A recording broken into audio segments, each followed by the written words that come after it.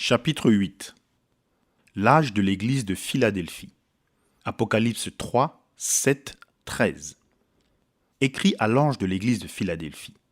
Voici ce que dit le saint, le véritable, celui qui a la clé de David, celui qui ouvre et personne ne fermera, celui qui ferme et personne n'ouvrira.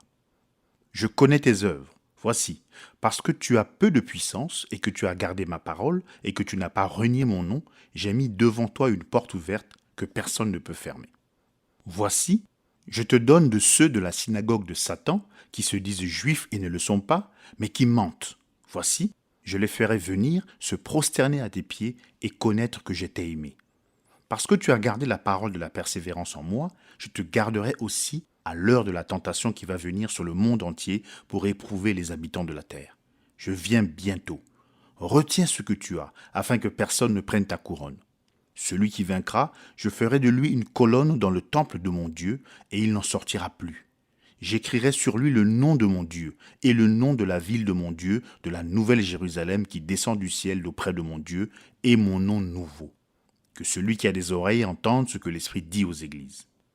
Philadelphie. Philadelphie se trouvait à 75 120 km au sud-est de Sardes. C'était la seconde ville de Lydie. Elle était construite sur plusieurs collines dans une région célèbre pour ses vignobles.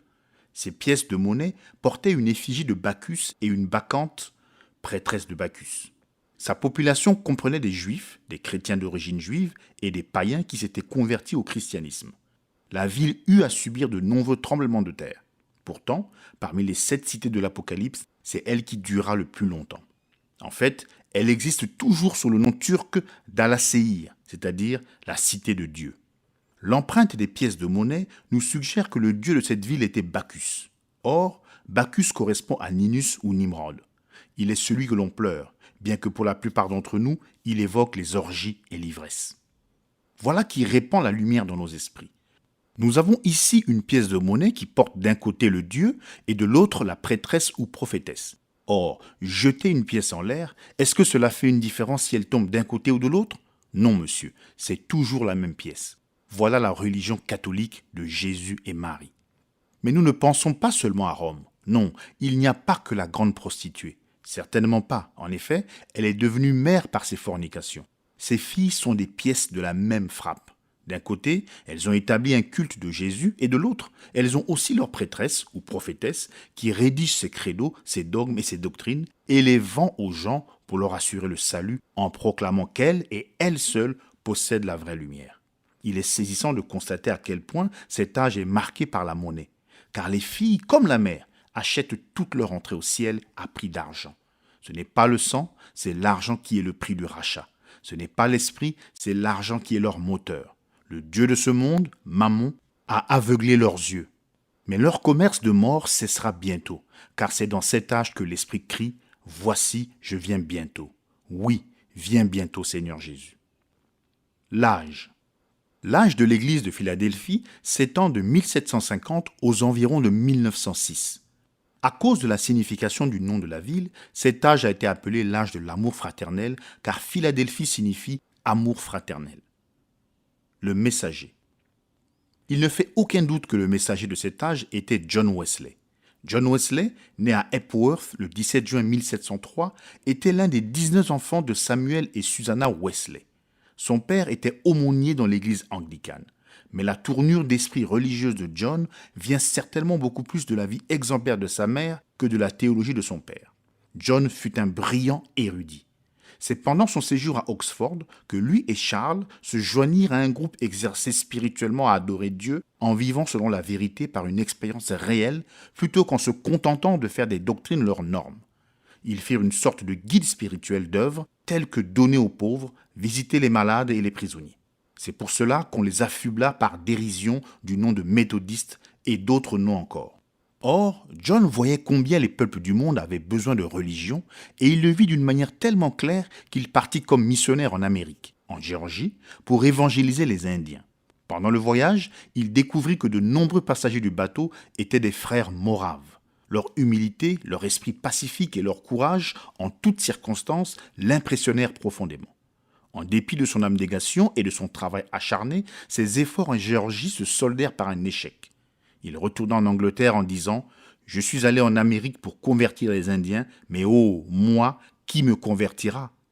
De retour à Londres, il reprit contact avec les frères Moraves. Ce fut Pierre Boller qui lui montra le chemin du salut. Il passa réellement par la nouvelle naissance, au grand désarroi de son frère Charles, qui se mit fort en colère, ne pouvant pas comprendre comment un homme aussi spirituel que John puisse dire qu'il n'était pas en ordre avec Dieu auparavant. Pourtant, peu après, Charles fut lui-même sauvé par la grâce. Wesley commença alors à prêcher l'évangile à Londres, du haut des chaires où il avait accès auparavant, mais bientôt on ne voulut plus de lui. C'est alors que George Whitefield, un ami de longue date, lui fut d'un grand secours car il invita John à venir l'assister en prêchant avec lui en plein air où des milliers de personnes venaient écouter la parole. Au début, Wesley ne pensait pas qu'il était judicieux de prêcher en plein air plutôt qu'en salle. Mais quand il vit les foules qui se rassemblaient et l'action de l'évangile par la puissance de l'esprit, il se rallia de tout son cœur à ce genre de prédication.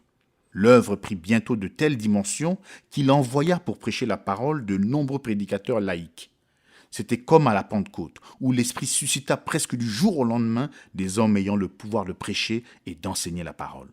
Son œuvre fut l'objet de violentes oppositions, mais Dieu était avec lui. L'action de l'Esprit se manifestait avec puissance, et il arrivait souvent qu'un esprit de culpabilité saisisse les gens avec une telle puissance qu'ils s'écroulaient sans force, pleurant de désespoir à la vue de leurs péchés. Wesley était un homme remarquablement résistant. Il ne se souvient pas d'un seul moment de son existence où il se soit senti déprimé, ne serait-ce que pour un quart d'heure. Il ne dormait pas plus de 6 heures par jour. Il se levait assez tôt pour pouvoir prêcher dès 5 heures, et ceci à peu près tous les jours pendant toute la durée de son ministère. Il lui arrivait de prêcher jusqu'à 4 fois par jour, arrivant ainsi à une moyenne de plus de 800 prédications par année. Il faisait des milliers de milles à cheval, de même que les prédicateurs itinérants qui œuvraient avec lui pour répandre l'évangile au près et au loin. De fait, Wesley faisait 4500 milles, 7000 kilomètres, par an à cheval. Il croyait à la puissance de Dieu et priait pour les malades avec une grande foi, obtenant des résultats merveilleux. Nombreuses furent les réunions où les dons de l'esprit se manifestaient. Wesley ne préconisait pas l'organisation. Il est vrai que ses collaborateurs avaient formé une société unie, qui était une assemblée d'hommes ayant les signes apparents de la piété et recherchant ce qui en fait la force, unis afin de prier ensemble, de recevoir la parole d'exhortation et de veiller les uns sur les autres dans l'amour, de manière à s'aider mutuellement à travailler à leur salut. Une seule condition était requise pour y entrer, être de ceux qui avaient le désir de fuir la colère à venir et d'être sauvés de leurs péchés. Peu à peu, ils établirent une liste de règles strictes, s'imposant une discipline pour le bien de leur âme. Wesley reconnut qu'il se pouvait qu'après sa mort, le mouvement s'organise et ne devienne plus qu'une forme extérieure, dépourvue de vie, parce qu'alors l'esprit se retirerait. Il dit une fois qu'il ne craignait pas que le nom de méthodiste disparaisse de la face de la terre, mais que l'esprit, lui, se retire. Au cours de sa vie, il aurait pu acquérir de grandes richesses, mais il ne le fit jamais. Au sujet de l'argent, il aimait à dire « Obtenez tout ce que vous pouvez, épargnez tout ce que vous pouvez et donnez tout ce que vous pouvez. » Si Wesley revenait, il serait vraiment surpris de voir cette dénomination qui porte aujourd'hui le nom de méthodiste. Ils sont riches, immensément riches. Mais la vie et la puissance de John Wesley manquent. Mentionnons aussi que Wesley ne chercha jamais à construire une œuvre fondée sur un esprit de secte ou de dénomination. Par ses convictions, il était arminien, mais il ne voulait pas se séparer de ses frères dans la foi pour des raisons de doctrine. Il aurait fait un bon disciple de Jacques. Il établit sa vie éternelle sur la foi et les œuvres, c'est-à-dire la vie vécue, plutôt que de se contenter d'accepter un credo ou une doctrine. John Wesley mourut à l'âge de 88 ans, après avoir servi Dieu comme peu de gens auraient pu imaginer que ce soit possible. La salutation. Apocalypse 3,7. Écrit à l'ange de l'église de Philadelphie.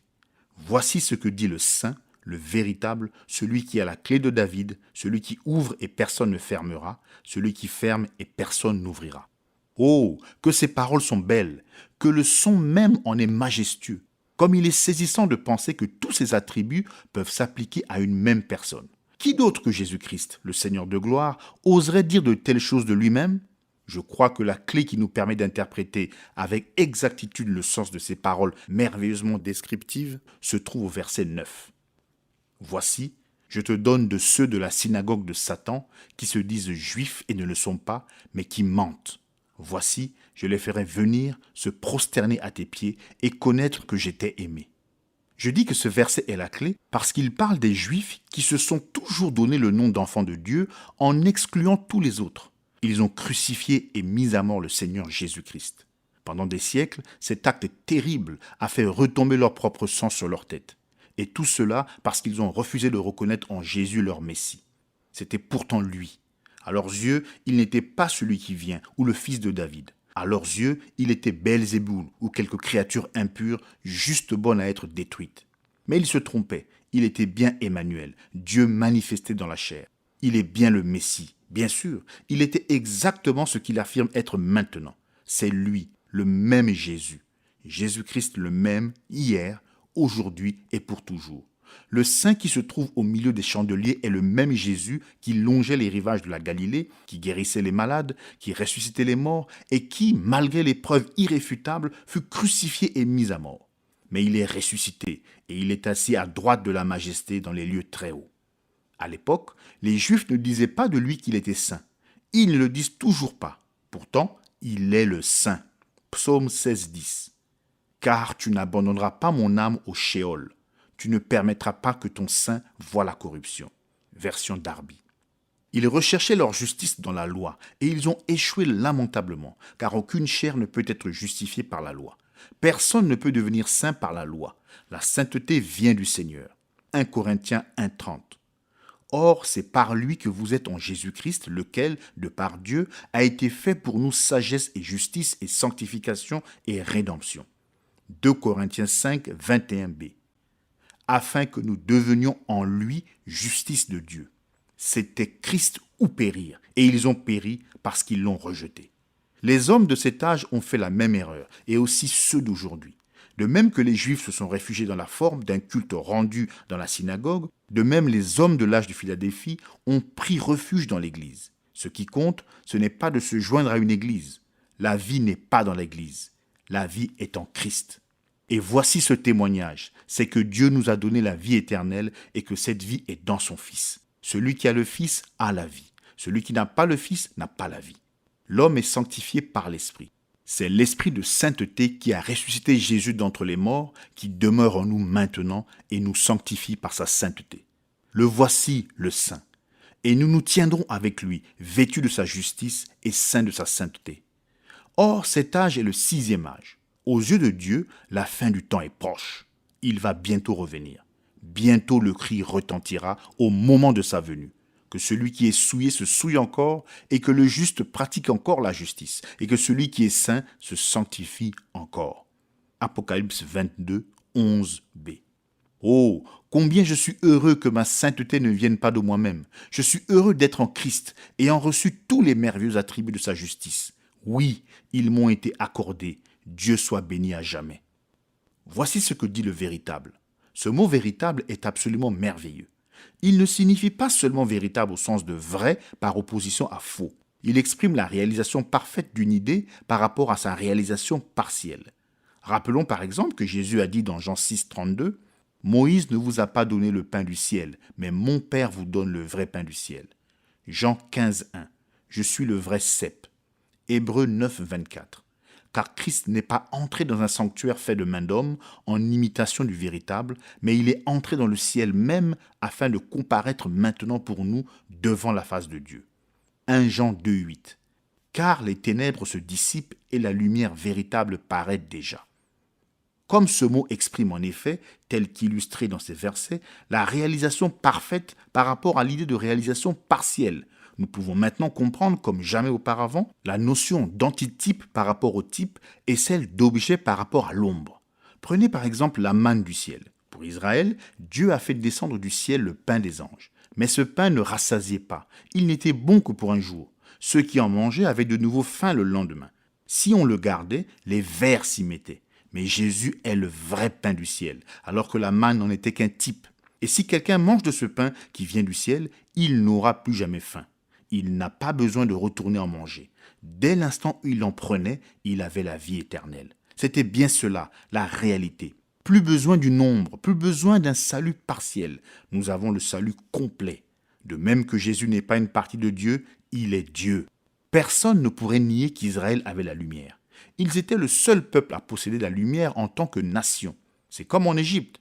Au moment où l'obscurité était telle qu'on aurait pu la toucher, cependant, il y avait de la lumière dans les maisons des Israélites. Mais maintenant, la vraie lumière est venue. La lumière du monde, c'est Jésus. Moïse et les prophètes ont apporté la lumière par le moyen des Écritures qui annonçaient le Messie. C'est ainsi qu'Israël avait la lumière. Mais maintenant, l'accomplissement de la lumière est venu, et ce qui n'était que la parole rougeoyante a jailli dans tout l'éclat de Dieu manifesté au sein de son peuple. Alors que la colonne de feu répandait la lumière pendant la nuit, ce qui était merveilleux, maintenant la lumière et la vie étaient manifestées dans la plénitude de la divinité dans un corps. Israël prenait la génisse rousse et la sacrifiait sur l'autel pour la rémission des péchés. Pendant une année, les péchés du coupable étaient couverts. Mais couvrir le péché ne pouvait pas enlever le désir de pécher. Ce n'était pas une offrande parfaite. C'en était l'ombre qui devait durer jusqu'au moment où le vrai sacrifice viendrait. Ainsi, chaque année, l'homme devait offrir un sacrifice et chaque année, il devait revenir parce qu'il avait toujours le même désir de pécher. La vie de l'animal servait à expier le péché de l'homme, mais comme le sang versé n'était que le sang d'un animal et que la vie sacrifiée n'était que celle d'un animal, cette vie ne pouvait pas revenir sur l'homme. Et même si elle était revenue, elle n'aurait pas été utile. Par contre, quand Christ, le substitut parfait, a été offert et que son sang a été versé, alors la vie qui était en Christ est revenue sur le pécheur repentant. Et comme cette vie était la vie parfaite de Christ, juste et sans péché, le coupable était alors libéré, car il n'avait plus le désir de pécher. La vie de Jésus était revenue sur lui. C'est ce que signifie Romains 8,2. La loi de l'esprit de vie en Jésus-Christ m'a affranchi de la loi du péché et de la mort. Mais les Juifs du temps de Jésus ne voulaient pas accepter ce sacrifice. Le sang des taureaux et des boucs n'amenait rien à la perfection. C'était la manière de faire que Dieu avait instituée pour un temps passé.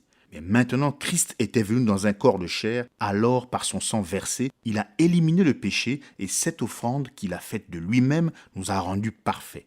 Les Juifs n'ont pas voulu accepter cela. Mais qu'en est-il de cet âge de Philadelphie ? Oui, et qu'en est-il des autres âges ? Ont-ils vraiment accepté cette réalité en Christ ? Non, monsieur. Luther a eu beau apporter la vérité sur la justification, l'Église catholique et sa contrepartie orientale, l'Église orthodoxe, sont quand même restés attachés aux œuvres. Or, les œuvres sont une bonne chose, mais elles ne sauvent pas, elles ne rendent pas parfait. C'est Christ ou périr. Même pas Christ et les œuvres, mais Christ tout seul. Et c'est avec cet âge que débuta la période de l'arminianisme, qui ne croit pas que Christ est la réalité. Il ne chante pas rien que le sang. Il chante rien que le sang et ma bonne conduite. Pourtant, je prône une bonne conduite. Si vous êtes sauvés, vous marcherez selon la justice, comme nous l'avons déjà vu. Mais là, je vous dis bien que le salut, ce n'est pas Jésus plus quelque chose. C'est Jésus seul. Le salut vient de l'Éternel. Du commencement à la fin, tout vient de Dieu. Que sa vie soit en moi, que son sang me purifie, que son esprit me remplisse, que sa parole soit dans mon cœur et ma bouche, que ses meurtrissures me guérissent, que ce soit Jésus et Jésus seul. Non à cause des œuvres de justice que j'aurais faites, non monsieur, Christ est ma vie.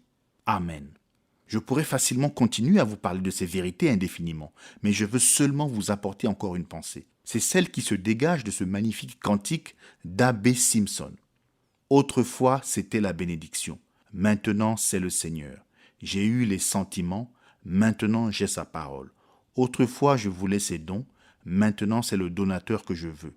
Autrefois, je cherchais la guérison, maintenant c'est lui seul que je cherche. Le tout, en tout, pour toujours, c'est Jésus que je chanterai. Tout est en Jésus et Jésus est tout.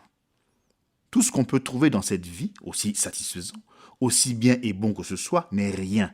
Mais en Christ, vous trouverez la somme de toute la perfection. Tout s'estompe et devient insignifiant à côté de lui. Celui qui a la clé de David. Cette belle proposition suit et provient de la précédente, le véritable. Christ, la réalisation parfaite par rapport à la réalisation partielle, c'est bien cela. Moïse était un prophète de Dieu, mais Jésus, dont Moïse est l'image, était le prophète de Dieu. David, un homme selon le cœur de Dieu, était roi d'Israël, mais Jésus est le grand David, le roi des rois et le Seigneur des seigneurs. Dieu, Dieu lui-même. Or, David était de la tribu de Juda, tribu qui ne fournissait pas de sacrificateurs, et pourtant, il mangea des pains de proposition réservés aux sacrificateurs. Il était un grand guerrier, triomphant de ses ennemis et affermissant son peuple. Il était roi, et à ce titre, Il s'assit sur le trône. Il était prophète, il était un type merveilleux de Christ. Or, il est dit dans Ésaïe 22, 22, « Je mettrai sur son épaule la clé de la maison de David.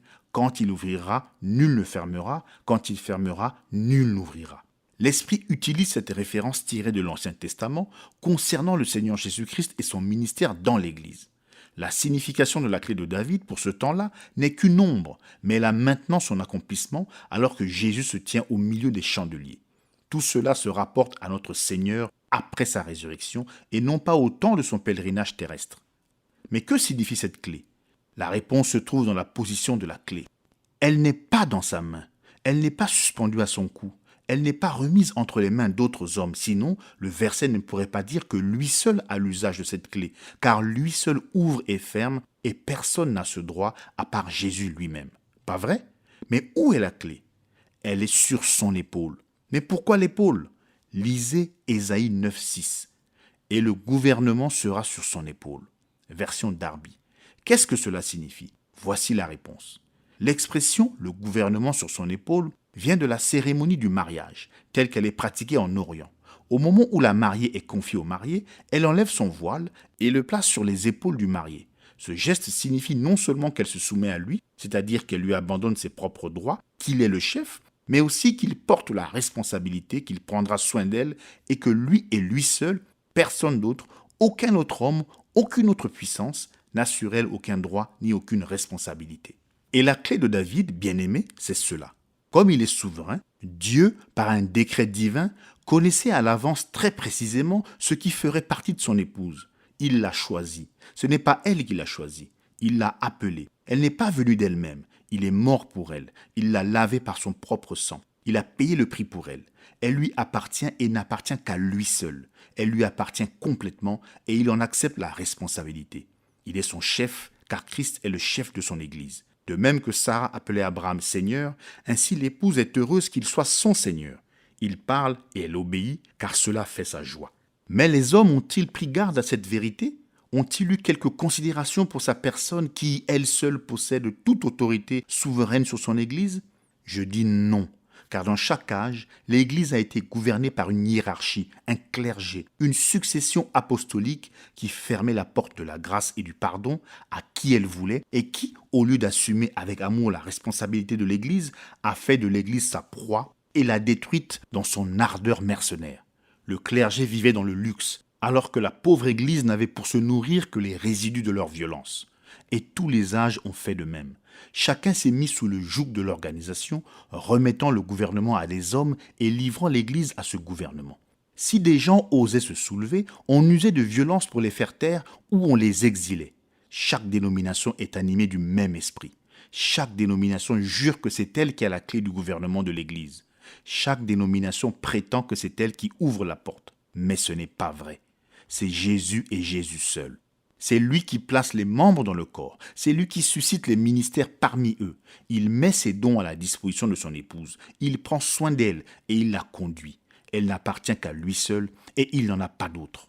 Combien l'Église de cet âge dans lequel nous vivons se trouve loin de la réalité. Et le jour vient bientôt où les hommes même qui prétendent maintenant parler au nom de l'Église s'élèveront dans le mouvement œcuménique pour mettre à la tête de leur organisation un antichrist en chair et en os, un antichrist qui déposera le Seigneur. Et le Christ, lui, nous le trouverons en dehors de l'Église disant « Voici, je me tiens à la porte et je frappe. Si quelqu'un entend ma voix et ouvre la porte, j'entrerai chez lui, je souperai avec lui et lui avec moi. » Apocalypse 3:20. Mais laissez-moi dire ceci, on ne met pas notre Seigneur en échec. Les hommes prétendent ouvrir la porte à Dieu et fermer cette porte, mais ce sont des menteurs. Tous ceux que le Père lui a donnés viendront à lui, et celui qui vient à lui ne sera aucunement rejeté. Il ne perdra aucun d'entre eux. Jean 6, 37-39. Et quand le dernier membre élu du corps de Christ sera entré, alors notre Seigneur apparaîtra. La clé de David n'était-il pas le roi d'Israël, de tout Israël? Et Jésus n'est-il pas le fils de David, puisqu'il s'assiera sur le trône de David pendant le millénium et qu'il gouvernera et régnera sur son héritage? C'est certain. Ainsi, la clé de David signifie que c'est Jésus qui établira le millénium. Celui qui tient les clés de la mort et du séjour des morts ressuscitera les siens pour qu'ils aient part à son règne de justice sur la terre. Comme il est merveilleux de constater que c'est en notre Seigneur que se trouvent toutes les réponses. C'est vraiment en lui que toutes les promesses de Dieu s'accomplissent. C'est vraiment en étant en lui que nous sommes héritiers de ce qu'il a acquis pour nous. Oui, le voici, le Seigneur de gloire. Auparavant, en tant que Père, il était entouré d'anges, d'archanges, de chérubins, de séraphins et de toute l'armée des cieux qui criait « Saint, Saint, Saint est l'Éternel, le Dieu des armées ». Sa sainteté est telle qu'aucun homme ne pouvait l'approcher. Mais nous le voyons maintenant dans l'Église, partageant sa propre sainteté avec nous, au point qu'en lui nous sommes devenus la justice même de Dieu. Oui, et le voilà qui est là, Jésus, le tout parfait, le lys de la vallée, l'étoile brillante du matin, le plus beau entre 10 000, l'alpha et l'oméga, la racine et la postérité de David, le Père, le Fils et le Saint-Esprit, le tout en tout. Ésaïe 9,5. Car un enfant nous est né, un fils nous est donné, et la domination reposera sur son épaule. On l'appellera admirable, conseiller, Dieu puissant, Père éternel, Prince de la paix. En lui se trouve l'accomplissement parfait. Bien qu'il y ait eu un temps où nous ne faisions aucun cas de lui, maintenant nous l'aimons dans une joie ineffable et glorieuse. Il se tient au milieu de l'Église et nous chanterons sa louange, car lui, le puissant conquérant, est le chef de l'Église qui est son épouse. Il a racheté cette épouse, elle lui appartient, elle est à lui seul, et il y prend soin d'elle. Il est notre roi et nous sommes son royaume, son bien éternel. Or, vous vous rappellerez qu'au début du verset 7, j'ai dit que le verset 9 nous aiderait à le comprendre. J'espère que vous avez vu ce que je voulais dire. Jésus s'est présenté comme celui qui est saint, véritable, ou la seule réalité, celui qui a la clé de David, celui qui ouvre et qui ferme, et c'est l'exacte vérité. Ces mots le décrivent parfaitement.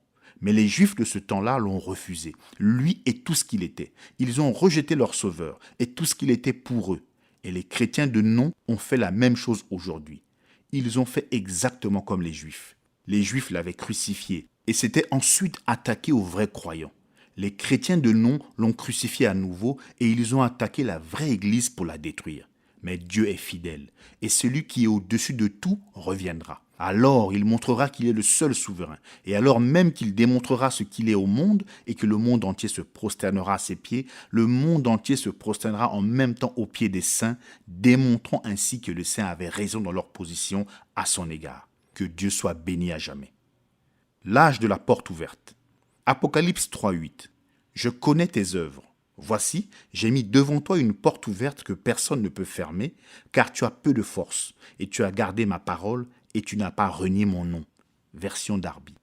La première proposition de ce verset, je connais tes œuvres, est analysée dans le reste du verset, car leurs œuvres ont un rapport avec la porte ouverte, le peu de force, la parole et le nom. De manière à comprendre toute la richesse du sens contenu dans ces mots, voici, j'ai mis devant toi une porte ouverte que personne ne peut fermer, nous devons maintenant rappeler que chaque âge passe progressivement dans le suivant. Aucun âge ne s'est terminé brusquement et aucun n'a commencé à un moment très précis, mais au contraire, chacun s'est fondu dans le suivant d'une manière imperceptible. La transition entre cet âge et le suivant est particulièrement progressive. Cet âge ne se prolonge pas simplement dans le dernier âge, mais à bien des égards, le dernier âge n'est qu'un prolongement du sixième âge. Le septième âge, un âge très court, rassemble ses forces pour une œuvre rapide. Tout le mal de chaque âge s'y retrouvera et pourtant aussi toutes les réalités de la Pentecôte. Quand l'âge de Philadelphie arrive presque à sa fin, l'âge de Laodicée vient rapidement amener l'ivraie comme le blé à maturité pour la moisson. Liez d'abord l'ivraie pour la brûler, mais amassez le blé dans mon grenier. Matthieu 13,30. Veuillez bien garder en tête que l'âge de Sardes a marqué le début de la réforme et que cette réforme doit se poursuivre jusqu'à ce que le grain planté à la Pentecôte ait accompli le cycle complet, ayant été planté, arrosé, nourri, etc., jusqu'à ce qu'il ait reproduit la semence d'origine. Pendant ce temps, l'ivraie qui avait été semée devra suivre son propre cycle et être aussi moissonnée. C'est exactement ce que nous voyons se produire. Pensez seulement aux saisons et vous aurez une très bonne image de tout cela. La plante que vous avez vue croître dans toute sa force en été se met tout à coup à monter en graines. On ne peut pas dire à quel moment exact l'automne a pris la place de l'été. Le passage s'est fait de façon imperceptible. Il en est de même pour les âges de l'Église et plus particulièrement pour les deux derniers. C'est à cet âge que Jésus dit « Je viens bientôt ». Verset 11. Le dernier âge est donc très court. Laodicée est l'âge de l'œuvre rapide. C'est un âge abrégé.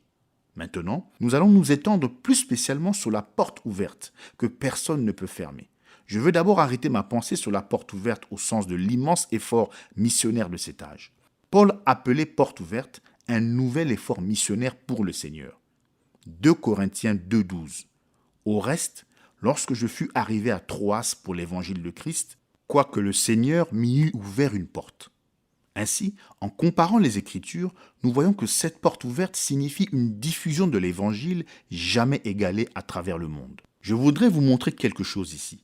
Avec Dieu, les choses vont par trois, n'est-ce pas? C'est dans le troisième âge, l'âge de Pergame, que l'Église a été mariée à l'État. Les œuvres des Nicolaïtes étaient devenues la doctrine des Nicolaïtes. Cet âge était la porte ouverte pour la fausse vigne. Une fois soutenue par la puissance de l'État, elle est en fait devenue un système du monde, même si elle portait le nom de chrétienne. Elle s'est alors propagée comme une traînée de poudre. Mais maintenant, 3 âges plus tard, après un long et dur combat de la foi, voici la porte ouverte à la vérité. La parole du Seigneur a maintenant libre cours. Bien sûr, le 5e âge avait préparé les voies de ce puissant mouvement, puisque c'était l'âge de l'exploration, de la colonisation, de l'invention de l'imprimerie, etc. Comme il aurait été merveilleux que cette porte ouverte ait suivi l'exemple divin de la Pentecôte, qui nous est présenté dans Hébreux 2, 1, 4. C'est pourquoi nous devons d'autant plus nous attacher aux choses que nous avons entendues, de peur que nous ne soyons emportés loin d'elles. Car si la parole annoncée par des anges a eu son effet, et si toute transgression et toute désobéissance a reçu une juste rétribution, comment échapperons-nous en négligeant un si grand salut qui, annoncé d'abord par le Seigneur, nous a été confirmé par ceux qui l'ont entendu, Dieu appuyant leur témoignage par des signes, des prodiges et divers miracles, et par les dons du Saint-Esprit distribués selon sa volonté. Or, vous savez que c'est là l'exemple à suivre, car Jésus lui-même l'a affirmé. Marc 16, 15, 20. Puis il leur dit, « Allez par tout le monde et prêchez la bonne nouvelle à toute la création. Celui qui croira et qui sera baptisé sera sauvé. Mais celui qui ne croira pas sera condamné. Voici les miracles qui accompagneront ceux qui auront cru. En mon nom, ils chasseront les démons, ils parleront de nouvelles langues, ils saisiront des serpents. S'ils boivent quelques breuvages mortels, il ne leur fera point de mal. Ils imposeront les mains aux malades, et les malades seront guéris. » Le Seigneur, après leur avoir parlé, fut enlevé au ciel, et il s'assit à la droite de Dieu. Et ils s'en allèrent prêcher partout. Le Seigneur travaillait avec eux et confirmait la parole par les miracles qui l'accompagnaient. Amen. Il ne leur a jamais dit d'aller par tout le monde établir des écoles bibliques. Il ne leur a pas non plus dit de distribuer de la littérature. Ces choses sont bonnes. Mais ce que Jésus leur a dit de faire, c'est de prêcher l'Évangile, de s'en tenir strictement à la parole. Et alors, les signes suivraient. C'est quand il envoie les 12 que nous voyons pour la première fois comment le royaume de Dieu doit être prêché. Dans Matthieu 10, 1, 8, il leur a donné le mandat et les instructions suivantes.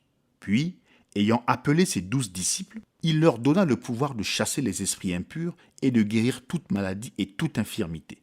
Voici les noms des 12 apôtres. Le premier, Simon appelé Pierre, et André son frère, Jacques, fils de Zébédée, et Jean son frère, Philippe et Barthélemy, Thomas et Matthieu, le publicain, Jacques, fils d'Alphée, et Thaddée, Simon, le Cananite, et Judas l'Iscariote, celui qui livra Jésus. Tels sont les 12 que Jésus envoya après leur avoir donné les instructions suivantes. N'allez pas vers les païens et n'entrez pas dans les villes des Samaritains. Allez plutôt vers les brebis perdues de la maison d'Israël. Allez prêcher et dites, le royaume des cieux est proche. Guérissez les malades, ressuscitez les morts, purifiez les lépreux, chassez les démons. Vous avez reçu gratuitement, donnez gratuitement. Le ministère qu'il leur a donné était en réalité son propre ministère qu'il a partagé avec eux, car il est dit dans Matthieu 9, 35-38, Jésus parcourait toutes les villes et les villages, enseignant dans les synagogues, prêchant la bonne nouvelle du royaume et guérissant toute maladie et toute infirmité. Voyant la foule, il fut ému de compassion pour elle, parce qu'elle était languissante et abattue, comme des brebis qui n'ont point de berger. Alors il dit à ses disciples, « La moisson est grande, mais il y a peu d'ouvriers. Priez donc le maître de la moisson d'envoyer des ouvriers dans sa moisson. » Or, beaucoup de gens pensent que seuls les apôtres ont reçu ce ministère de la part de notre Seigneur Jésus et qu'ainsi le ministère s'est achevé quand ils sont morts. Il n'en est rien. Dans Luc 10, 1, 9, nous voyons que pendant son séjour sur terre, il avait déjà commencé à donner aux siens des ministères de puissance. Après cela, le Seigneur désigna encore 70 autres disciples et il les envoya 2 à 2 devant lui dans toutes les villes et dans tous les lieux où lui-même devait aller. Il leur dit, la moisson est grande, mais il y a peu d'ouvriers. Priez donc le maître de la moisson d'envoyer des ouvriers dans sa moisson. Partez, voici je vous envoie comme des agneaux au milieu des loups. Ne portez ni bourse, ni sac, ni souliers, et ne saluez personne en chemin. Dans quelque maison que vous entriez, dites d'abord que la paix soit sur cette maison. Et s'il se trouve là un enfant de paix, votre paix reposera sur lui. Sinon, elle reviendra à vous. Demeurez dans cette maison-là, mangeant et buvant ce que l'on vous donnera, car l'ouvrier mérite son salaire. N'allez pas de maison en maison. Dans quelque ville que vous entriez et où l'on vous recevra, mangez ce qui vous sera présenté, guérissez les malades qui s'y trouveront et dites-leur, le royaume de Dieu s'est approché de vous. Qui oserait nier le puissant ministère de Philippe? Qui oserait nier les puissants ministères d'Irénée, de Martin, de Colomba, de Patrick et d'une foule d'autres qui ont eu l'onction de Dieu sur eux? Oui, c'est dans la Bible elle-même que nous trouvons le vrai chemin de la porte ouverte. Et je voudrais ajouter mon témoignage à cela. La raison qui me pousse à le faire, c'est que je ne peux parler avec assurance que de ce que Dieu a fait dans ma propre vie. Si vous voulez bien excuser une remarque personnelle ici, je vous dirai ce qui me fait savoir avec certitude que Jésus est le même hier, aujourd'hui et pour toujours, et que la puissance de Dieu est encore à la disposition de ceux qui veulent y croire et la recevoir. Au cours de ma tournée missionnaire en Afrique du Sud, Dieu a tellement béni ce voyage que quand je suis arrivé à Durban, le seul endroit susceptible d'accueillir tout le monde était l'énorme champ de course, le deuxième au monde en taille. La foule dépassait largement les 100 000 personnes. Pour des raisons de réglementation et d'ordre public, on avait dressé des barrières séparant les différentes tribus. Des centaines de policiers assuraient le maintien de l'ordre. Ces âmes affamées avaient parcouru de nombreux milles. Une reine était venue de Rhodésie accompagnée d'un train de 27 voitures chargées d'indigènes. Les gens arrivaient, cheminant péniblement par monts et par vaux, sur des milles et des milles, portant sur leur dos ceux des leurs qui avaient besoin d'aide. Tout le pays fut ému par les œuvres puissantes manifestées par le Saint-Esprit. Un après-midi, alors que je commençais mon service, une femme musulmane monta sur l'estrade. Il y avait des milliers de musulmans présents à cette réunion. Comme elle se tenait devant moi, un missionnaire qui travaillait parmi les musulmans se mit à implorer doucement le Seigneur. « Oh, pour cette chère âme! Oh, pour cette chère âme !» Il était dans le pays depuis bien des années et selon son propre témoignage, il n'avait vu qu'un seul musulman s'avancer pour recevoir Jésus-Christ comme son sauveur. Ce sont des descendants des Mèdes et des Perses dont les lois ne changent pas. Ils sont vraiment difficiles à gagner. Il semble que musulman un jour, musulman toujours est un principe qui fait loi chez eux. Eh bien, pendant que cette femme se tenait devant moi, je commençais à lui parler à travers les interprètes, à elle et au milieu de musulmans qui étaient là. Je dis, n'est-il pas vrai que les missionnaires vous ont parlé d'un Jésus qui est venu pour vous sauver? Vous auriez dû voir les regards que les gens échangeaient quand je dis cela. Ils me répondirent que c'était vrai. Alors, je continuai et leur dis, mais les missionnaires vous ont-ils lu dans ce livre? J'ai levé ma Bible pour qu'ils puissent la voir, que ce même Jésus était un puissant guérisseur et qu'il vivrait dans son peuple à travers les âges jusqu'au jour où il viendrait de nouveau pour les prendre avec lui? Vous ont-ils dit que le même esprit qui était en Jésus est en eux et qu'à cause de cela, ils pourraient faire les mêmes œuvres puissantes que Jésus? Vous ont-ils dit que vous pouviez être guéris tout comme vous pouvez être sauvés? Combien d'entre vous aimeraient voir ce même Jésus descendre parmi nous et faire les mêmes choses qu'il a faites quand il était sur la terre il y a bien longtemps? Ils le désiraient tous. Voilà une chose sur laquelle ils étaient tous bien d'accord. Je continuais. Si Jésus, par son esprit, fait ce qu'il a fait quand il était sur la terre, alors croirez-vous à sa parole? Et cette femme musulmane était là devant moi. L'esprit commença à agir à travers moi. Je lui dis, vous savez bien que je ne vous connais pas. Je ne connais même pas votre langue. Elle acquiesça. Je dis, pour ce qui est de vous guérir, vous savez que je ne le peux pas. Mais vous avez entendu le message de cet après-midi et vous m'avez compris. Son interprète indien me transmit sa réponse. Elle l'avait compris parce qu'elle avait lu le Nouveau Testament. Or, les musulmans sont descendants d'Abraham. Ils croient en un seul Dieu, mais ils rejettent Jésus en tant que fils de Dieu et mettent à sa place Mahomet, qu'ils considèrent comme le prophète de Dieu. Ils nient que Jésus est ressuscité après sa mort. C'est ce que leurs prêtres leur enseignent et ils le croient. Je dis, mais Jésus est réellement mort et ressuscité. Il a envoyé son esprit sur l'Église. Cet esprit qui était en lui est le même esprit qui est maintenant dans l'Église. Il a le pouvoir de faire ce que Jésus a fait, et il le fera. Il a dit dans Jean 5, 19, « Le Fils ne peut rien faire de lui-même, il ne fait que ce qu'il voit faire au Père. Et tout ce que le Père fait, le Fils aussi le fait pareillement. » Par conséquent, si Jésus vient et me révèle la nature de votre maladie ou la raison pour laquelle vous êtes ici, s'il peut me dire quel a été votre passé, alors vous pourrez sûrement croire pour ce qui est de l'avenir, n'est-ce pas? Elle dit par l'interprète « oui ». Je dis « très bien, puisse-t-il me parler ?» Ces musulmans étaient là qui observaient attentivement. Ils se penchaient tous en avant pour voir ce qui allait se passer. Alors le Saint-Esprit parla. « Votre mari est un homme court et trapu. Il a une moustache noire. Vous avez 2 enfants. Il y a environ 3 jours, vous êtes allé chez le médecin et il vous a examiné. Vous avez un kyste de l'utérus. » Elle inclina la tête et dit « c'est vrai ». Je lui demandai « Comment se fait-il que vous soyez venu vers moi, un chrétien? Pourquoi n'êtes-vous pas allé chez votre prophète musulman ?» Elle dit « Je pense que vous pouvez m'aider. » Je dis « Je ne peux pas vous aider, mais si vous recevez Jésus-Christ comme votre sauveur, alors lui, qui est ici en ce moment même et qui sait tout sur vous, il vous aidera. » Elle dit « J'accepte Jésus comme mon sauveur. » Et voilà, elle a été guérie. Et environ 10 000 musulmans sont venus à Christ ce jour-là parce que l'évangile avait été prêché non seulement en parole, mais aussi en puissance. Dieu n'a jamais dit à personne de travailler pendant 30 ans pour ne rien récolter. Il nous a donné la porte ouverte de la parole et de la puissance et nous sommes censés en faire bon usage. C'est cela qui a donné à Paul un ministère grand et efficace. 1 Corinthiens 2,4 « Et ma parole et ma prédication ne reposaient pas sur les discours persuasifs de la sagesse, mais sur une démonstration d'esprit et de puissance. » Maintenant, écoutez bien. C'est pendant le même voyage, alors que je prenais l'avion à New Salisbury en Rhodésie, que je vis un groupe de 4 personnes avec des passeports américains. J'allai vers eux et leur dis « Bonjour, je vois que vous avez des passeports américains. Vous êtes en voyage ?» Le jeune homme me répondit « Non, nous sommes tous missionnaires ici. »« C'est très bien, dis-je. Êtes-vous indépendant ou bien travaillez-vous dans le cadre d'une organisation ?»« Nous sommes méthodistes. Nous venons de Wilmore, dans le Kentucky, dit-il. »« Eh bien, dis-je, c'est tout près de chez moi. » Alors, ne seriez-vous pas ce frère Branham qui vient précisément de là-bas? Je dis oui, c'est bien cela. Cela le refroidit complètement. Il ne voulut plus dire un mot. Il fallait voir les regards qu'il s'échangeait dans tous les sens, lui et les 3 demoiselles qui l'accompagnaient.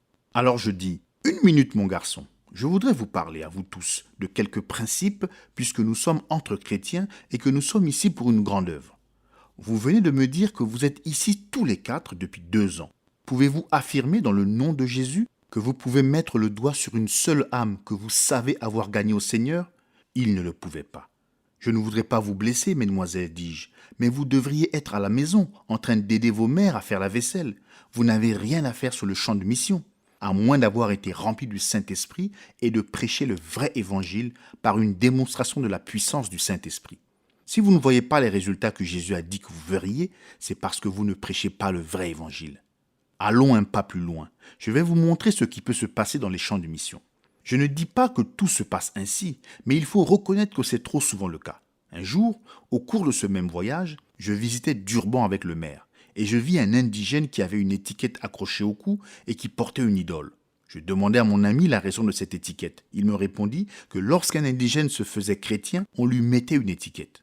J'étais vraiment étonné, car nous avions là un homme qui se prétendait chrétien et qui portait une idole. Je demandai comment c'était possible. Il dit « Je connais sa langue, allons lui parler. » Nous y sommes donc allés et le maire me servit d'interprète. Je demandai à l'indigène s'il était chrétien. Il l'affirma. Je lui demandai alors pourquoi il transportait cette idole s'il était chrétien. Il répondit qu'elle lui venait de son père, qu'il l'avait portée avant lui. Quand je lui dis qu'aucun chrétien ne doit porter d'idole, il répondit que cette idole avait été très utile à son père. Je lui demandai en quoi. Il dit qu'un jour son père, étant traqué par un lion, fit un feu et parla à l'idole comme le sorcier le lui avait enseigné. Le lion s'en alla. Je lui dis alors que c'était le feu qui avait chassé le lion, parce que toutes les bêtes sauvages ont peur du feu. Je n'oublierai jamais sa réponse. Il dit « Eh bien voici, si à Moya l'esprit échoue, alors cette idole réussira. » On peut trouver un compte-rendu détaillé de cette campagne d'évangélisation en Afrique dans le livre « Un prophète visite l'Afrique ». Voilà bien à quoi se résume la force des multitudes chrétiennes, parce qu'elles n'ont pas reçu la parole par la porte ouverte originelle de la Pentecôte. Mais revenons à la porte ouverte sur l'action missionnaire de l'âge de Philadelphie. Cet âge n'a pas eu la porte ouverte avec la puissance qu'il aurait dû avoir. Remarquez que dans le même verset où il mentionne cette porte ouverte, il dit « Tu as peu de force ». C'est vrai. La puissance de l'esprit était absente dans cet âge. La parole avait été bien prêchée. Certainement qu'elle pouvait rendre sage à salut. Mais la grande puissance de Dieu, manifestant ses œuvres puissantes et découvrant son bras puissant en faveur des siens, était absente, sauf dans quelques groupes épars. Pourtant, Dieu soit loué, cette puissance s'étendait et avait augmenté par rapport à ce qui existait au temps de la Réforme.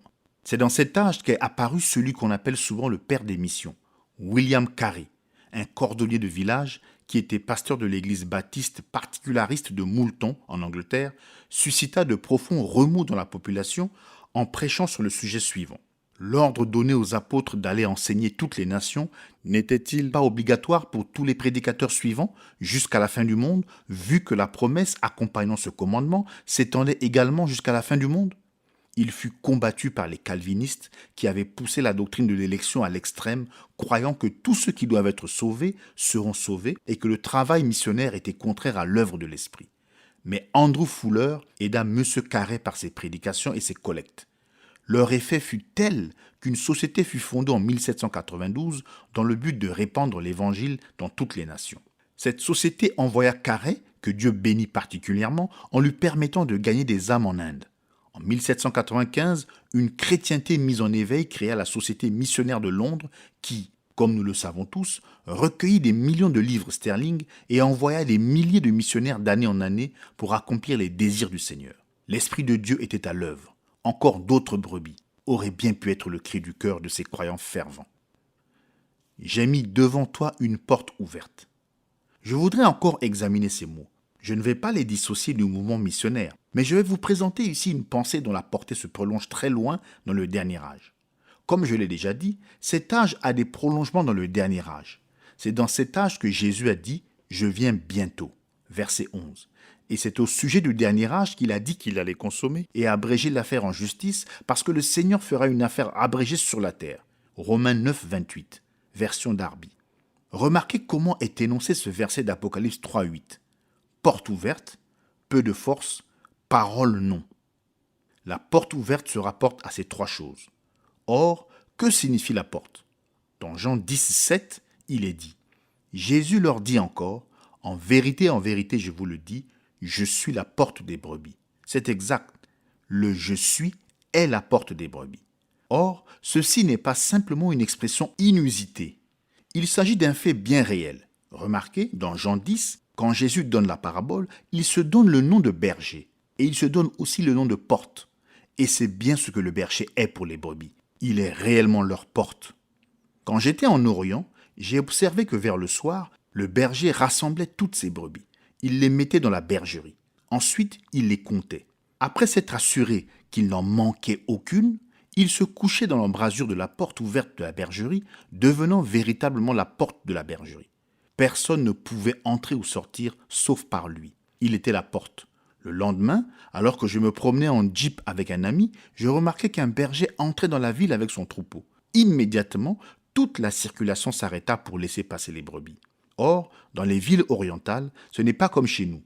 Ici, nous gardons nos marchandises à l'intérieur, mais là-bas, c'est comme dans un grand marché où les paysans posent les produits de leur ferme à même le sol et où les éventuels clients peuvent les examiner à leur guise. Je pensais, oh là là, il va y avoir toute une émeute. Attends un peu que ces brebis voient toute la nourriture qui est étalée là. Mais le berger marchait devant elle, et elle se contentait de le suivre fidèlement, pas à pas.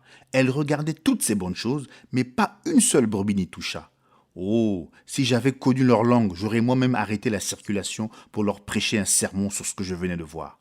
Si vous êtes des brebis qui appartiennent au grand berger, vous le suivez fidèlement, pas à pas, tout comme ces brebis-là.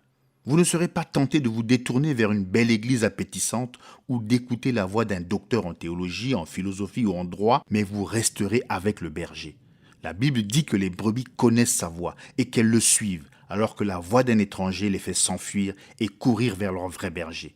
Gloire à Dieu. Mais ce n'est pas tout ce que j'ai vu et appris là-bas. Un jour, je me mis à penser aux hommes que j'avais vus garder différentes sortes d'animaux dans les champs. L'un d'eux gardait des porcs, un autre des chèvres, un autre des chameaux, un autre des mulets, etc. Alors je demandai à un ami qui habitait cette région comment on appelait ces hommes-là. Oh, répondit-il, ce sont des bergers. J'avais de la peine à l'admettre. Je lui dis, tu ne veux pas dire qu'ils sont tous bergers. Les bergers sont ceux qui gardent les brebis et rien d'autre, n'est-ce pas? Non, dit-il. Un berger est quelqu'un qui garde ou qui fait paître des animaux. Par conséquent, tous ceux qui paissent des animaux sont des bergers. Eh bien, j'étais vraiment étonné. Mais je remarquai qu'il y avait une différence entre ces gardiens-là et ceux qui s'occupaient des brebis. Le soir venu, tous, à part les bergers de brebis, laissaient leurs bêtes dans les champs et rentraient chez eux. Le berger, lui, prenait ses brebis avec lui, les conduisait dans la bergerie et se couchait à l'entrée, devenant ainsi la porte des brebis. Oh, gloire à Dieu! Notre berger ne nous délaisse jamais et il ne nous abandonne jamais. Quand le soir descend, je veux être dans sa bergerie, je veux être sous sa surveillance. Nous pouvons ainsi voir que Jésus est la porte. Il est la porte des brebis. Et remarquez bien qu'il est parlé maintenant de la porte qui s'ouvre. Qu'est-ce que c'est, sinon une révélation de lui-même? Et cette révélation commence à se déployer pour nous apporter la force, pour éclairer la parole et glorifier son nom. C'est au cours des 2 derniers âges que la révélation de la divinité de Jésus-Christ s'est ouverte devant nous. Oui, nous savions qu'il était Dieu. Sans cela, comment pourrait-il être notre sauveur? Mais de savoir qu'il était le seul Dieu ou rien d'autre que Dieu, qu'il était l'alpha et l'oméga, que ce Jésus était à la fois Seigneur et Christ, étant ainsi le Seigneur Jésus-Christ, le Père, le Fils et le Saint-Esprit, le tout en une seule personne. Tout cela avait été perdu dès les premiers âges de l'Église, mais maintenant nous le voyons de nouveau. Nous avons de nouveau la révélation de qui il était. En effet, la divinité n'est pas un Dieu en 3 personnes, qui n'aurait qu'une seule personnalité, puisqu'il faut une personnalité pour produire une personne. S'il n'y a qu'une personnalité, il n'y a qu'une personne. Par contre, ceux qui croient en 3 personnes ont une divinité en 3 dieux, et ils se rendent ainsi coupables d'avoir violé le premier commandement. Mais la révélation de la divinité nous est revenue. Maintenant, la vraie Église peut de nouveau augmenter en puissance. Après tout ce temps, elle sait enfin qui est son Seigneur. Nous baptisons de nouveau au nom du Seigneur Jésus, tout comme il le faisait à la Pentecôte. Je vais vous raconter un songe que Dieu m'a donné au sujet du baptême trinitaire. Ce n'était pas une vision, mais un songe. Vous savez, j'en suis sûr, qu'une des bénédictions des âges de l'Église était de recevoir des songes par le Saint-Esprit, exactement comme on peut recevoir des visions. C'était un samedi matin, vers 3 heures. Je m'étais levé pour donner un peu d'eau à Joseph. Quand je me suis recouché, je me suis tout de suite endormi et j'ai eu ce songe. Je voyais un homme qui était censé être mon père. Il était grand et robuste. Je voyais aussi une femme qui était censée être ma mère, mais qui ne lui ressemblait pas, de même que cet homme ne ressemblait pas à mon père. Cet homme était très méchant avec sa femme. Il avait en main un gros bâton à 3 arêtes. Vous savez, c'était comme la bûche triangulaire qu'on obtient quand on fend un rondin à la hache pour en faire du bois de chauffage. Il frappait sa femme avec ce bâton jusqu'à ce qu'elle tombe. Et pendant qu'elle gisait en pleurs sur le sol, il marchait alentour en bombant le torse et le visage empreint d'un tel orgueil et d'une telle vantardise qu'il semblait particulièrement fier, content d'avoir tabassé une pauvre femme. Chaque fois qu'elle essayait de se relever, il la frappait. Comme je n'étais pas du tout d'accord avec ce qu'il faisait, je pensais à l'arrêter, mais je me suis dit, je ne peux pas m'attaquer à cet homme, il est bien trop grand. De plus, il est censé être mon père. Mais au fond de moi-même, je savais qu'il n'était pas mon père et je savais qu'aucun homme n'a le droit de traiter une femme comme cela.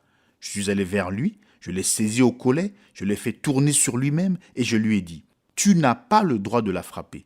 Pendant que je disais cela, ma musculature augmentait et je suis devenu comme un géant. L'homme voyait cela et il a eu peur de moi. J'ai dit « Si tu la frappes encore, tu auras affaire à moi ». Il n'osa plus la frapper, alors le songe me quitta. Je me réveillai tout de suite après ce songe. Je trouvais cela vraiment bizarre. Je me demandais pourquoi j'avais rêvé au sujet de cette femme quand soudain il vint. Je reconnus la présence de Dieu et il me donna l'interprétation du songe. Et vous savez bien que non seulement j'ai interprété vos songes correctement, mais combien de fois ne vous ai-je pas moi-même raconté vos songes de sorte que vous n'avez pas eu besoin de me le dire? La femme représente l'Église du monde d'aujourd'hui. Je suis né au beau milieu de tout ce gâchis, de ce gâchis où elle se trouve. Elle était censée être une sorte de mère. Elle est la mère des prostituées. Son mari représente les dénominations qui la gouvernent. Le bâton à 3 arêtes représente le faux baptême trinitaire dans les 3 titres. Chaque fois qu'elle essayait de se relever, c'est-à-dire chaque fois que les assemblées commençaient à accepter la vérité, il la faisait retomber au moyen de cette fausse doctrine. Il était si grand que j'avais peur de lui au début. Mais dès que je me suis mis à l'attaquer, voilà que mes muscles s'étaient développés et remplis de force. C'étaient les muscles de la foi.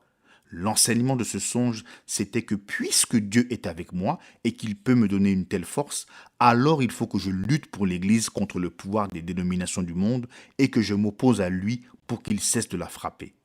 Je ne cherche pas du tout à construire une doctrine à partir d'un songe. Je ne cherche pas non plus à confirmer par un songe l'exactitude d'une doctrine que je soutiens. On peut voir l'unité de la divinité de Genèse 1.1 à Apocalypse 22.21. Mais les gens ont été aveuglés par un dogme de la Trinité, contraire à l'Écriture, et ce dogme est accepté d'une manière tellement universelle qu'il est pratiquement impossible d'essayer de voir la vérité. Un Dieu unique en une personne. Si les gens ne peuvent pas voir la vérité au sujet de la divinité, mais qu'ils s'y opposent, alors ils ne pourront jamais voir le reste de la vérité. Car la révélation, c'est Jésus-Christ dans son Église et ses œuvres accomplies au sein de l'Église pendant les 7 âges. Avez-vous compris cela ? Je suis sûr que vous le comprenez. Tu as peu de force et tu as gardé ma parole et tu n'as pas renié mon nom. Nous avons déjà parlé de la force qui était en train de revenir. C'est bien ce qui arrivait. La puissance de l'Inquisition avait diminué. Des gens s'étaient expatriés et exigeaient la liberté de culte. Le joug de la hiérarchie était en train d'être brisé. Les gouvernements trouvaient sage de ne pas défendre un parti plutôt que l'autre. En fait, des gens mal dirigés, quoique bien intentionnés, étaient prêts à partir en guerre pour défendre leurs droits religieux. Peut-être que la plus grande démonstration de force religieuse de cet âge a été le fait que le grand réveil wesleyen a empêché la révolution en Grande-Bretagne, alors que cette révolution secoua la France. Ainsi, la Grande-Bretagne fut gardée pour être un instrument dans la main de Dieu pendant de longues années glorieuses. Jamais la prédication de la parole ne prit une telle extension. Alors que Satan mettait en route ses hordes de libres penseurs, que ceux qui furent à l'origine du communisme se levaient et que les théologiens libéraux répandaient la souillure de leurs marchandises, Dieu suscita de puissants combattants de la foi et les plus grandes œuvres de littérature chrétienne, d'enseignement et de prédication viennent de cette époque. Jamais les prédicateurs et les docteurs de cet âge n'ont été égalés et ils ne le seront jamais. Les Spurgeon, Parker, McLaren, les Edward, Bunyan, Muller, Brennard, Barnes, Bishop, tous sont de ce temps-là. Ils ont prêché, enseigné et écrit la parole. Ils ont glorifié son nom. Le jugement des faux juifs. Apocalypse 3.9. Voici, je te donne de ceux de la synagogue de Satan qui se disent juifs et ne le sont pas, mais qui mentent. Voici, je les ferai venir, se prosterner à tes pieds et connaître que je t'ai aimé. Remarquons tout de suite que ce problème des faux juifs ou faux croyants existait déjà dans le second âge. Ceux qui prenaient faussement le nom de juifs sont apparus immédiatement après la première effusion, celle du premier âge, et voici qu'ils apparaissent de nouveau dans l'âge qui suit la réforme. On ne peut guère voir là quelque chose de purement accidentel. Cela n'a effectivement rien d'un hasard. C'est un principe de Satan. Ce principe est de former une organisation, de prétendre être ceux de l'origine et d'en tirer en conséquence des droits et des privilèges spéciaux. Je vais vous le montrer. Dans l'âge de Smyrne, il y avait des gens qui mentaient en disant qu'ils étaient des juifs ou des croyants véritables, alors qu'ils ne l'étaient absolument pas. Ils étaient de la synagogue de Satan. Ils étaient le groupe organisé de Satan. Car c'est dans cet âge que nous voyons des ministres prendre un pouvoir injustifié sur leurs frères dans le ministère, des évêques établis par district au-dessus des anciens. Ensuite, nous avons vu que dans le troisième âge, il y avait bien un endroit appelé le trône de Satan. Cet âge-là nous a donné le mariage de l'Église avec l'État. Appuyée par la puissance de l'État, l'Église devint réellement invincible sur le plan physique. Mais Dieu brisa cette emprise en dépit de la puissance de l'État et la réforme apporta une grande lumière. Mais que s'est-il passé ? Les luthériens se sont organisés et joints à l'État, et nous voyons de nouveau la synagogue de Satan manifestée dans ce sixième âge. Bien sûr, ceux de cette synagogue n'admettront pas qu'ils sont de Satan. Non, monsieur. Ils disent qu'ils sont de Dieu, mais ils mentent, car celui qui est un vrai juif, et c'est ce qu'il prétendait être, c'est celui qui est juif intérieurement, en esprit. Ainsi, s'ils sont de faux juifs, cela signifie qu'ils sont comme il est dit dans Jude 19, n'ayant pas l'esprit. Les enfants de Dieu sont nés de l'esprit. Ceux-ci n'ont pas l'esprit et par conséquent, ce ne sont pas des enfants de Dieu, malgré toutes leurs protestations et quoi qu'ils fassent pour essayer de prouver qu'ils le sont. Ils sont morts, Ce sont des enfants de l'organisation. Ils ne portent pas les fruits véritables. Ils sont édifiés sur la base de leur propre credo, dogme et doctrine, et la vérité n'est pas en eux, car ils ont mis leur propre dessein au-dessus de la parole de Dieu. Je vais vous montrer ce que je me suis efforcé d'enseigner tout au long de cet exposé au sujet des deux vignes qui proviennent de deux esprits différents. Cette fois, prenons l'exemple de Jésus et de Judas. Jésus était le Fils de Dieu. Judas était le fils de perdition. Dieu est entré en Jésus, Satan est entré en Judas. Jésus avait un ministère plein du Saint-Esprit, car vous savez comment Dieu a oint du Saint-Esprit et de force Jésus de Nazareth qui allait de lieu en lieu, faisant du bien et guérissant tous ceux qui étaient sous l'emprise du diable, car Dieu était avec lui. Acte 10, 38. Il est dit, « Il, Judas, était compté parmi nous, et il avait part au même ministère. » Acte 1, 17. Matthieu 10, 1. Puis, ayant appelé ses 12 disciples, il leur donna le pouvoir de chasser les esprits impurs et de guérir toute maladie et toute infirmité. Cet esprit, qui était en Judas, a poursuivi son chemin tout au long du ministère de Jésus. Puis, tous les deux arrivèrent à la croix. Jésus fut pendu à la croix, donnant volontiers sa vie pour les pécheurs et remettant son esprit à Dieu. Son esprit est allé vers Dieu pour être ensuite déversé dans l'Église à la Pentecôte. Mais Judas s'est pendu et son esprit est retourné à Satan. Mais après la Pentecôte, ce même esprit qui était en Judas est descendu dans la fausse vigne qui pousse côte à côte avec la vraie vigne. Mais remarquez, l'esprit de Judas n'est pas arrivé jusqu'à la Pentecôte. Il n'est jamais allé recevoir le Saint-Esprit. Cela lui était impossible. Mais que recherchait cet esprit de Judas? Il recherchait la bourse pleine d'or. Comme il aimait l'argent, il l'aime toujours. S'il s'agite de ci, de là au nom de Jésus, accomplissant de grandes choses et tenant d'importantes réunions, ce qui compte le plus pour lui, c'est encore l'argent, les bâtiments, l'instruction et tout ce qui est de conception purement matérialiste. Observez bien l'esprit qui est sur eux et ne vous laissez pas séduire. Judas faisait partie des 12 et il faisait des miracles lui aussi, mais il ne possédait pas l'Esprit de Dieu pour lui-même. Ce qu'il avait, c'est un ministère. Il n'est jamais allé jusqu'à la Pentecôte car il ne faisait pas partie de la vraie semence. Il n'était pas un véritable enfant de Dieu. Non, monsieur. Et maintenant même, c'est comme cela que les choses se passent dans la synagogue de Satan. Ne vous laissez pas séduire. Vous ne vous laisserez pas séduire si vous faites partie des élus mêmes. Jésus a dit que vous ne vous laisseriez pas séduire. Oui, ces gens disent qu'ils sont des chrétiens, mais ils n'en sont pas. Je les ferai venir se prosterner à tes pieds et connaître que je t'ai aimé. 1 Corinthiens 6, 2. Ne savez-vous pas que les saints jugeront le monde? Il n'y aura pas seulement 12 apôtres assis sur 12 trônes, jugeant les 12 tribus d'Israël, mais les saints également jugeront le monde. C'est là que ceux qui prétendent appartenir à Dieu et qui prétendent que Dieu les aime verront exactement qui est enfant de Dieu et qui est aimé du Fils. Oui, le jour vient où tout cela sera rendu manifeste. Ceux qui actuellement gouvernent le monde, dans une certaine mesure, et qui, pendant le dernier âge, érigeront à la bête une image au moyen de laquelle ils gouverneront vraiment le monde, ceux-là seront humiliés un jour, quand Jésus viendra avec ses saints pour juger le monde selon la justice. C'est exactement ce que nous avons vu dans Matthieu 25, où tous ceux qui ont manqué la première résurrection comparaîtront devant le juge et son épouse. L'éloge et la promesse. Apocalypse 3:10. Parce que tu as gardé la parole de ma patience, moi aussi, je te garderai de l'heure de l'épreuve qui va venir sur la terre habitée tout entière pour éprouver ceux qui habitent sur la terre. Version Darby. Qu'entend-il par la parole de sa patience? Hébreux 6, 13, 15. Car lorsque Dieu fit la promesse à Abraham, puisqu'il n'avait personne de plus grand par qui jurer, il jura par lui-même, disant « Certes, en bénissant je te bénirai, et en multipliant je te multiplierai. » Et ainsi, Abraham, ayant eu patience, obtint ce qui avait été promis. Version Darby. Voyez-vous, l'Esprit parle de la parole de Dieu qui nous est donnée. Attendre l'accomplissement de cette parole demandait de la patience, comme cela a été le cas pour Abraham. Il a persévéré comme voyant celui qui est invisible. Il a été patient et à la fin, la parole s'est accomplie. Voilà comment Dieu enseigne la patience à son peuple. Bien sûr, s'il accomplissait sa parole par une manifestation matérielle au moment même où vous priez, vous n'apprendriez jamais la patience, mais vous deviendriez encore plus impatient face à la vie. Laissez-moi vous présenter cette vérité de façon encore plus complète. Hébreux 11, 17.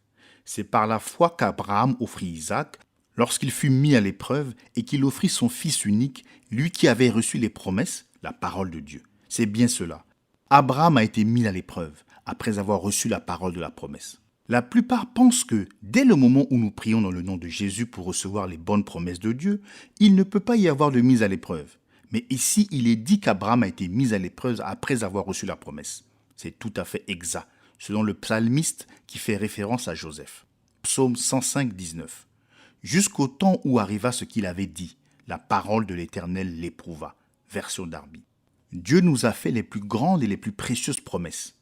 Il a promis de les accomplir et il le fera. Mais entre le moment où nous prions et celui où nous recevons la réponse, nous devons apprendre à recevoir la patience dans notre âme, car c'est seulement dans la patience que nous possédons la vie. Puisse Dieu nous aider à apprendre cette leçon, comme nous savons que ceux du 6e âge ont eux-mêmes appris la patience. Nous pouvons lire la biographie de ces grands chrétiens. Quel contraste nous voyons entre leur vie et la nôtre.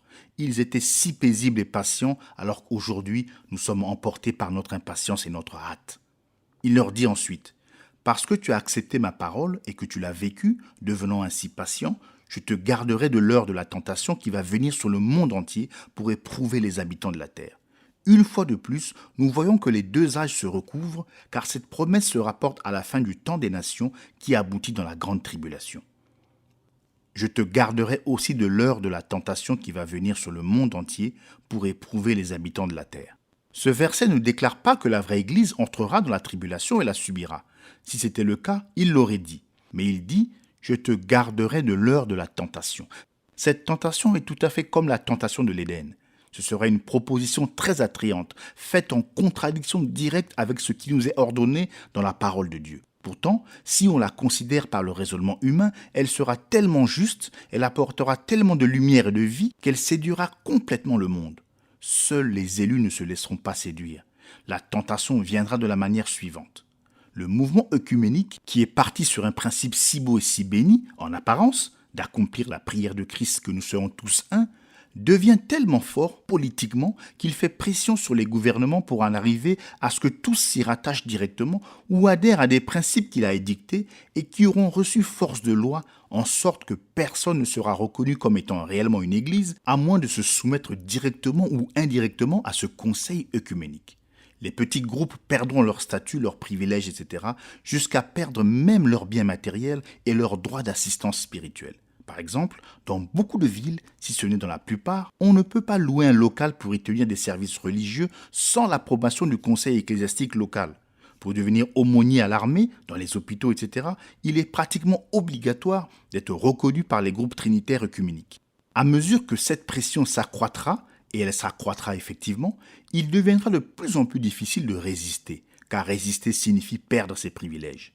C'est pourquoi beaucoup seront tentés de suivre le mouvement, car ils auront le sentiment qu'il est préférable de servir Dieu publiquement dans le cadre de cette organisation, plutôt que de ne pas du tout le servir publiquement. Mais ils se trompent. Croire au mensonge du diable, c'est servir Satan, même si vous voulez lui donner le nom de Jéhovah. Mais les élus ne seront pas séduits.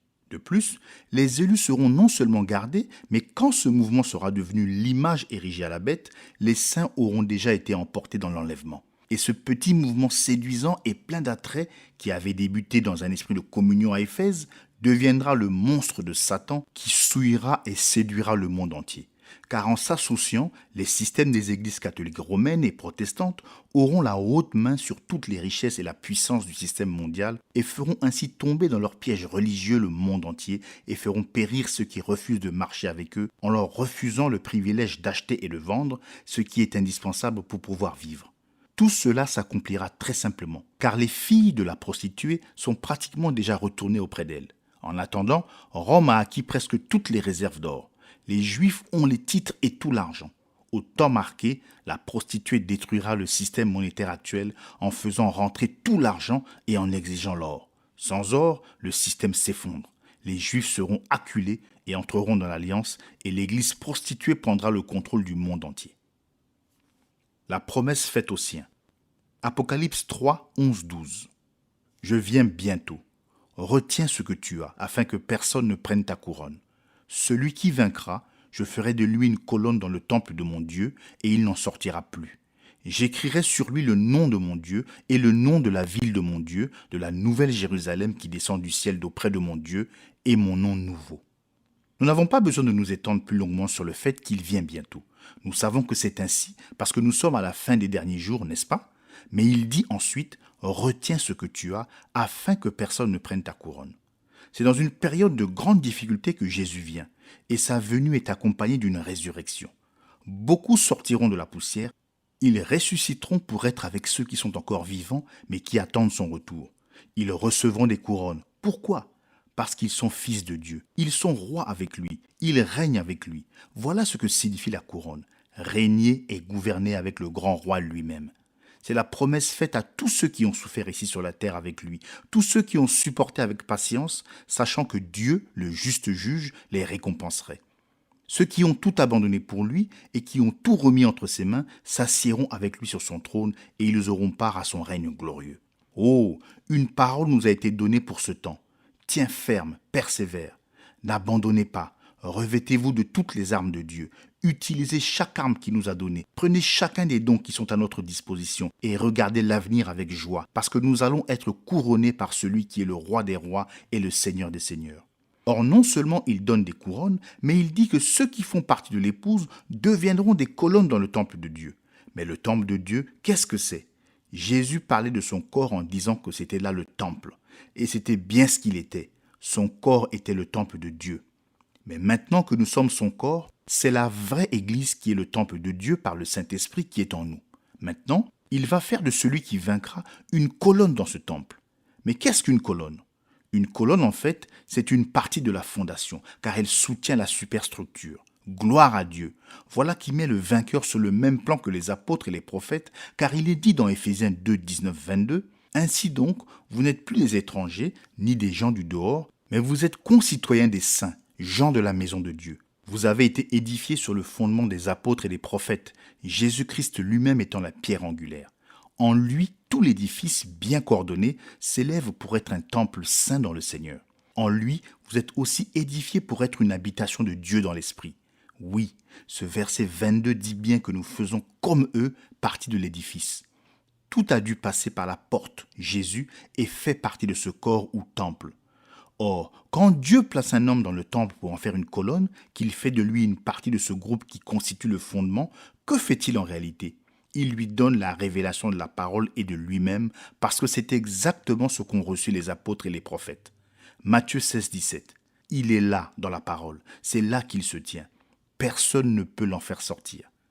Pesez bien ce mot, vaincra. Jean pose la question, qui est celui qui est victorieux ? Et la réponse vient immédiatement. Celui qui croit que Jésus est le Christ. Il ne dit pas que le vainqueur est celui qui croit en un Jésus et en un Christ, mais celui qui croit que Jésus est le Christ. Une seule personne, pas deux. C'est celui qui est baptisé au nom du Seigneur Jésus-Christ. Dieu parle ici de l'épouse. Voulez-vous voir une autre image d'elle ? On la trouve plus loin, dans Apocalypse 7, 4 et 17. Et j'entendis le nombre de ceux qui avaient été marqués du sceau, 144 000, de toutes les tribus des fils d'Israël. De la tribu de Juda, 12 000 marqués du sceau, de la tribu de Ruben, 12 000, de la tribu de Gad, 12 000, de la tribu d'Asser, 12 000, de la tribu de Nephtali, 12 000, de la tribu de Manassé, 12 000, de la tribu de Siméon, 12 000, de la tribu de Lévi, 12 000, de la tribu d'Issachar, 12 000, de la tribu de Zabulon, 12 000, de la tribu de Joseph, 12 000, de la tribu de Benjamin, 12 000, marqués du sceau. Après cela, je regardai, et voici, il y avait une grande foule que personne ne pouvait compter, de toute nation, de toute tribu, de tout peuple et de toute langue. Ils se tenaient devant le trône et devant l'agneau, revêtus de robes blanches et des palmes dans leurs mains. Et ils criaient d'une voix forte en disant, « Le salut est à notre Dieu qui est assis sur le trône et à l'agneau. » Et tous les anges se tenaient autour du trône, et des vieillards, et des 4 êtres vivants. Et ils se prosternèrent sur leurs faces devant le trône, et ils adorèrent Dieu en disant, « Amen. La louange, la gloire, la sagesse, l'action de grâce, l'honneur, la puissance et la force soient à notre Dieu au siècle des siècles. Amen. » Et l'un des vieillards prit la parole et me dit, « Ceux qui sont revêtus de robes blanches, qui sont-ils et d'où sont-ils venus ?» Je lui dis, « Mon Seigneur, tu le sais. » Et il me dit, « Ce sont ceux qui viennent de la grande tribulation. Ils ont lavé leurs robes et ils les ont blanchies dans le sang de l'agneau. C'est pour cela qu'ils sont devant le trône de Dieu et le servent jour et nuit dans son temple. Celui qui est assis sur le trône dressera sa tente sur eux. Ils n'auront plus faim, ils n'auront plus soif, et le soleil ne les frappera point, ni aucune chaleur. car l'agneau qui est au milieu du trône les paîtra et les conduira aux sources des eaux de la vie, et Dieu essuiera toute larme de leurs yeux. Jésus est venu, il a marqué du sceau les 144 000. Il en a pris 12 000 de chaque tribu, mais il y a un autre groupe qui ne fait pas partie de ces 144 000. Nous les voyons dans les versets 9 à 18. Qui sont-ils ? Ce sont ceux qui font partie de l'épouse prise parmi les nations. Ils sont devant son trône jour et nuit. Ils le servent dans le temple. Le Seigneur prend un soin particulier d'eux. Ils sont son épouse. L'épouse suit l'époux partout où il va. Il ne l'abandonnera jamais. Elle sera toujours à ses côtés. Elle partagera le trône avec lui. Elle sera couronnée de sa gloire et de son honneur. J'écrirai sur lui le nom de mon Dieu et le nom de la ville de mon Dieu. Et quel est le nom de Dieu ? Eh bien, il était Dieu avec nous, Emmanuel. Mais ce n'était pas le nom qui lui a été donné. Tu lui donneras le nom de Jésus. Jésus a dit, « Je suis venu au nom de mon Père, et vous ne m'avez pas reçu. » Par conséquent, le nom de Dieu est Jésus, car c'est en ce nom-là qu'il est venu. Il est le Seigneur Jésus-Christ. D'ailleurs, quel nom une femme prend-elle quand elle se marie avec un homme ? Elle prend son nom à lui. C'est son nom à lui qui lui sera donné à l'épouse, quand il la prendra avec lui. Apocalypse 21, 1, 4. Puis je vis un nouveau ciel et une nouvelle terre, car le premier ciel et la première terre avaient disparu, et la mer n'était plus. Et moi, Jean, je vis descendre du ciel, d'auprès de Dieu, la ville sainte, la nouvelle Jérusalem, préparée comme une épouse qui s'est parée pour son époux. Et j'entendis du ciel une forte voix qui disait, « Voici le tabernacle de Dieu avec les hommes. Il habitera avec eux, et ils seront son peuple, et Dieu lui-même sera avec eux et sera leur Dieu. Il essuiera toute larme de leurs yeux, et la mort ne sera plus, et il n'y aura plus ni deuil, ni cri, ni douleur, car les premières choses ont disparu. » Comme c'est merveilleux. Toutes les merveilleuses promesses de Dieu seront accomplies. Ce sera terminé. Le changement aura été accompli. L'agneau et son épouse, définitivement installés dans toute la perfection de Dieu. Décrire cela, qui pourrait le faire ? Personne. Y penser, en rêver, lire ce que la parole en dit ? Bien sûr, nous pouvons faire tout cela. Pourtant, nous ne pouvons en connaître qu'une partie infinitésimale, jusqu'au moment où tout cela deviendra une réalité dans la première résurrection. Et j'écrirai sur lui mon nom nouveau. Mon nom nouveau. Quand tout aura été renouvelé, alors il prendra un nom nouveau. Et ce nom sera également le nom de l'épouse. Quel est ce nom ? Que personne n'ait l'audace de faire des conjectures. Il faudrait que ce soit une révélation donnée par l'Esprit, tellement concluante que personne n'oserait la contester. Mais il laissera sans aucun doute cette révélation pour le jour où il désirera dévoiler ce nom. Qu'il nous suffise de savoir qu'il sera bien plus merveilleux que nous ne pourrions jamais l'imaginer. La dernière exhortation de cet âge. Apocalypse 3,13. Que celui qui a des oreilles entende ce que l'Esprit dit aux églises. Chaque âge reçoit pour finir le même avertissement. C'est l'exhortation constante aux églises pour qu'elles écoutent la